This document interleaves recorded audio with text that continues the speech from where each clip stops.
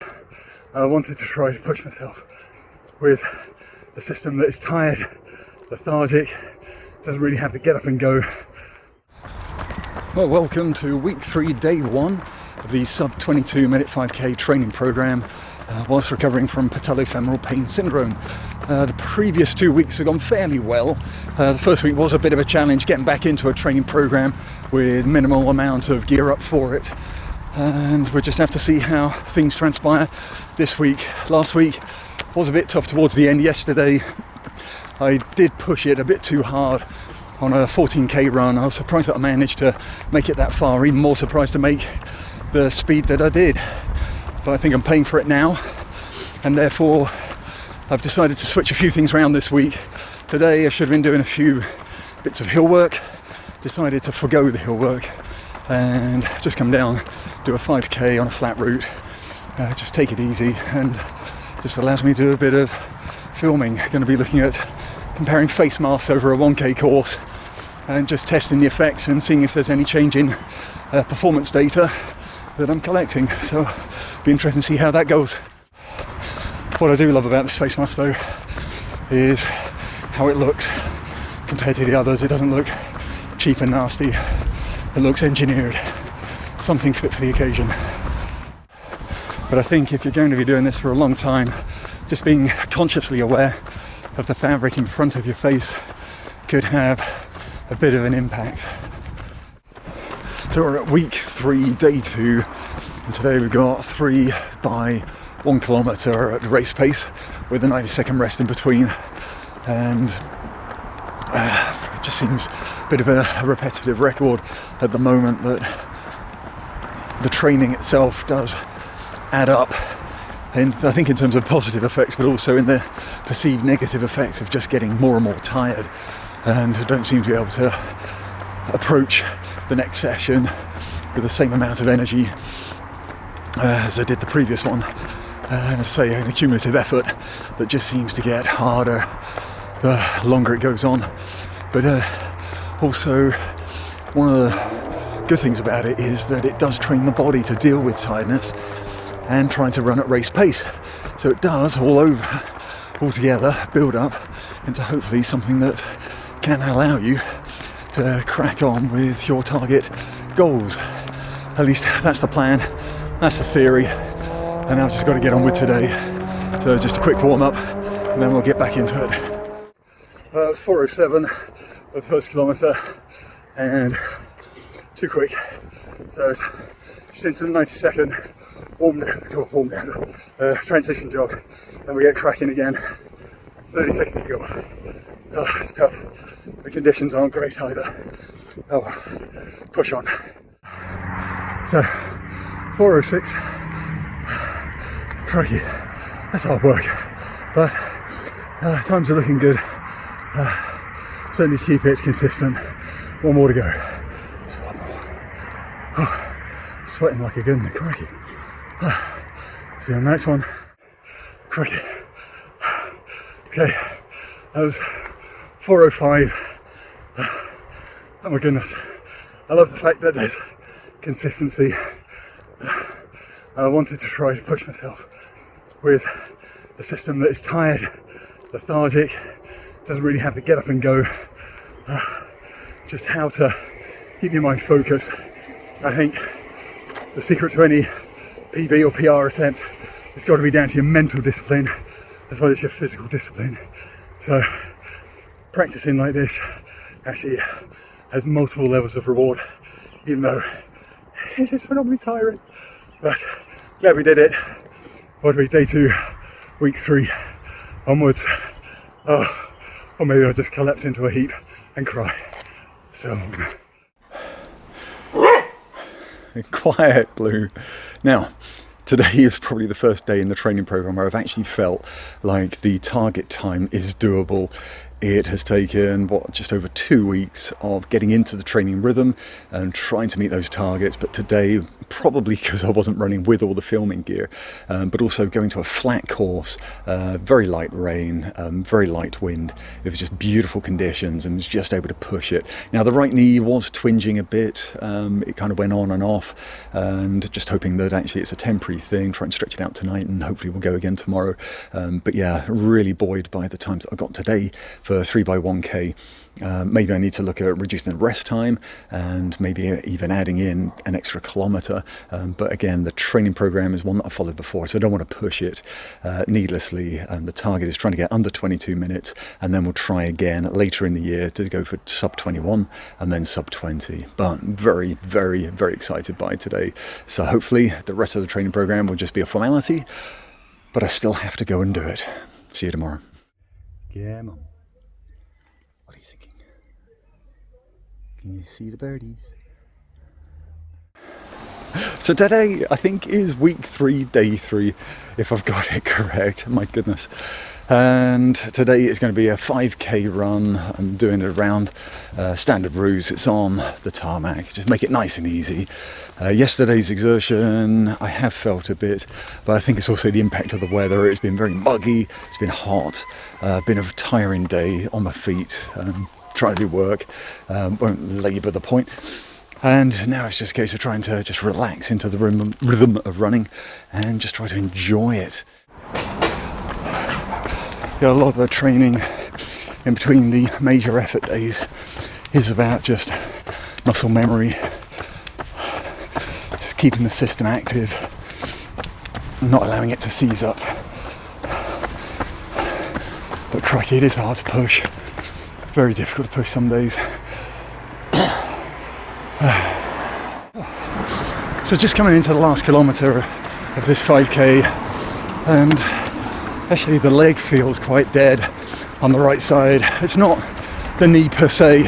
It does feel like it's got a number of aching points in the quads, but deep inside the tissue, a little bit on the outside of the knee, but not a great issue.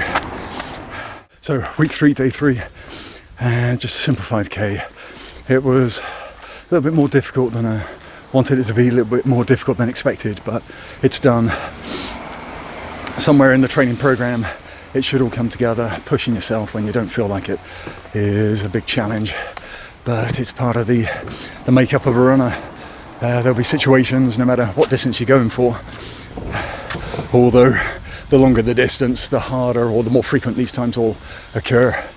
But where you've got to push yourself, you're going to be alone, you're going to be hurting, your mind is going to be playing tricks on you, your body is going to want to quit, and somehow you've got to bring your focus and your energy right to the forefront and just be able to push through, and that takes a lot of discipline.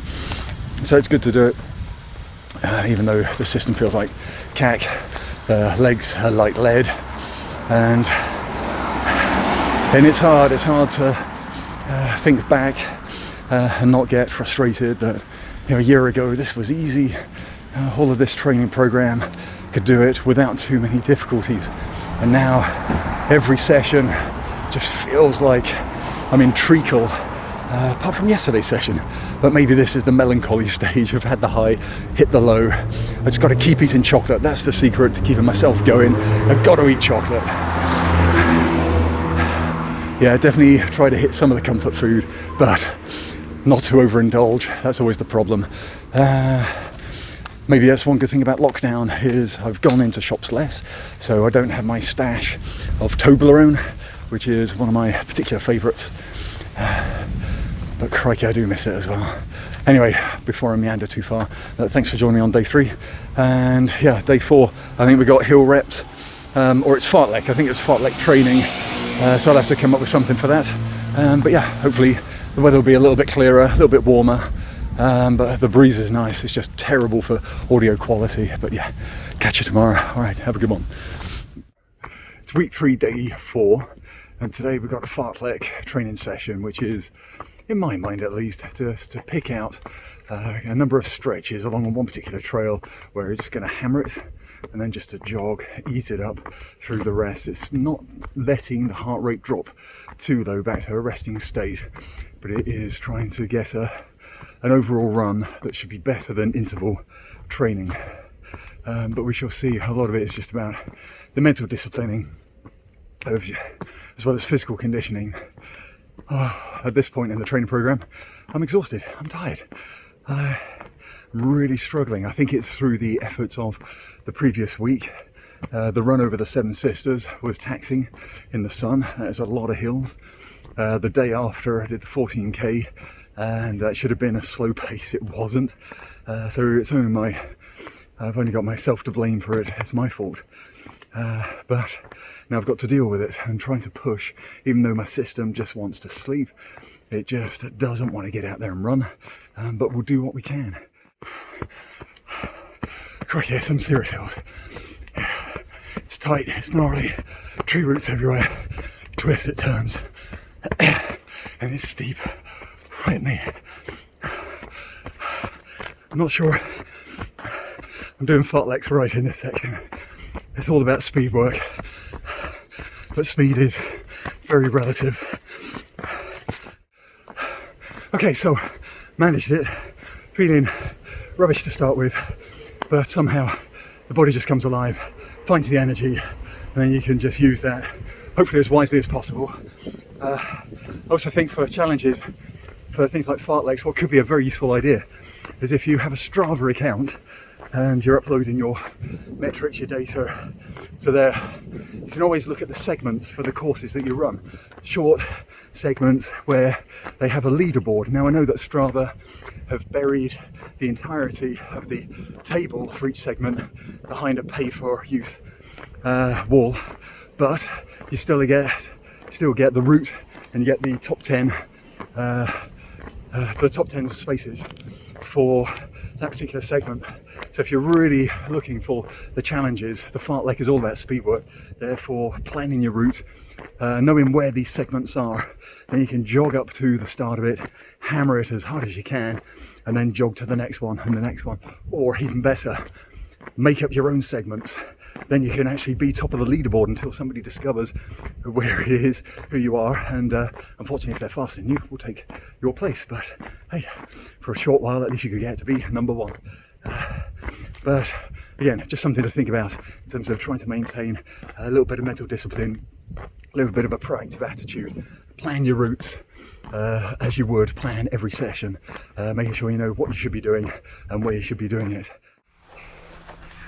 Well, good morning. It is week 3 and day 6, and today I actually had a 5k scheduled, nice and gentle, but the weather today is better than it's going to be tomorrow, so decided instead to switch them around, do a long run today, try and get up to 16 kilometers. Going to take a trail route as well, so it's going to be a bit challenging, but it should be a good run. It's just the heat got to worry about, and the state of the knee. I've got it strapped up today for the long run. Been training without knee support all week and everything's been ish. It's been okay. A few niggles here and there, but again it's just trying to get over it and push through as best as possible without stressing the system and causing the injury to propagate even further. So we shall see how we get on today, and it's supposed to be a long and gentle run, and that's exactly what I'm going to do. But when you see these hills, there's nothing.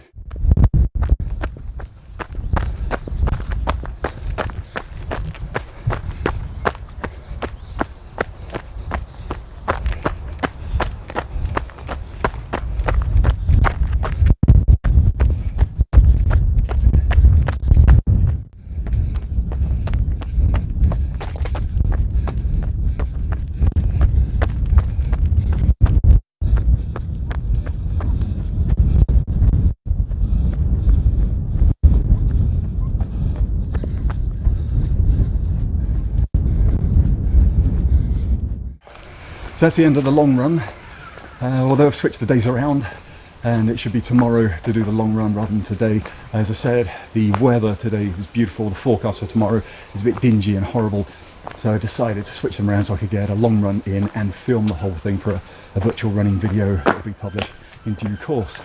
And I found it okay today.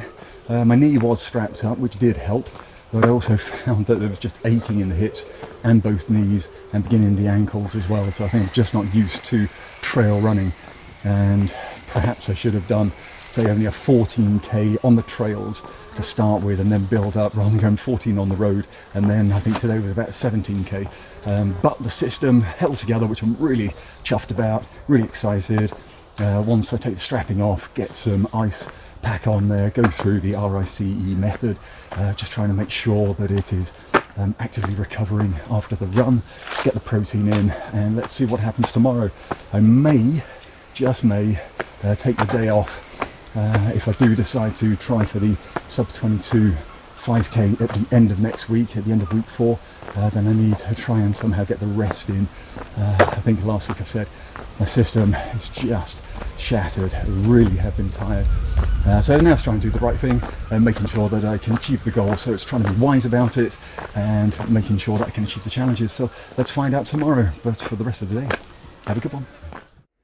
Welcome to week 3, day 7, and today I should be out doing a 5k run, but decided after yesterday's effort, which I did run a little bit too long, a little bit farther than I expected, decided that today would be much better spent resting and relaxing, just marshalling my energies for the coming week. Now, next week is a taper week.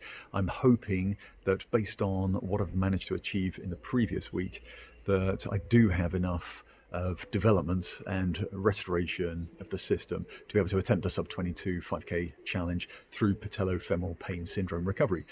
But I guess getting through next week, just have to figure that out day by day, as well as trying to work out what conditions are going to be running in towards the end of next week too. But for this week, it has been a challenge, been a lot of tiredness in the system, an accumulation of effort that my body just isn't used to. I think that is down to a lack of long runs and perhaps not having a decent aerobic base from January coming up to this point in which to then build the 5k training on top of has been possibly a big letdown for me. But you know, this is part and parcel of training through recovery from injuries. So let's just see how we get on in this coming week. I think the signs are good. I think probably I will manage it, but there's still the question, can I do it? I just don't know, but hopefully you'll join me in the next video and we'll just see how that tapering week goes. So look, thanks for joining me in this week that we've just covered.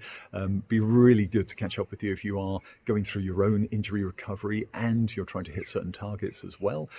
Yeah, please comment down below underneath the video and let me know where you're at. So it'd be great to catch up in that. If you liked the video, it'd be great if you could hunt around the rest of the channel and see some other things that you may like. It'd be great if you could click on subscribe and hit the bell notification so you'd be alerted for upcoming videos. And whilst you're at it, why not click on the like button as well? It'll be no time at all for you, but it really does help the development of this type of running channel as well. So look, thanks once again, and hopefully catch you next time on Aspiring Runners. Take care.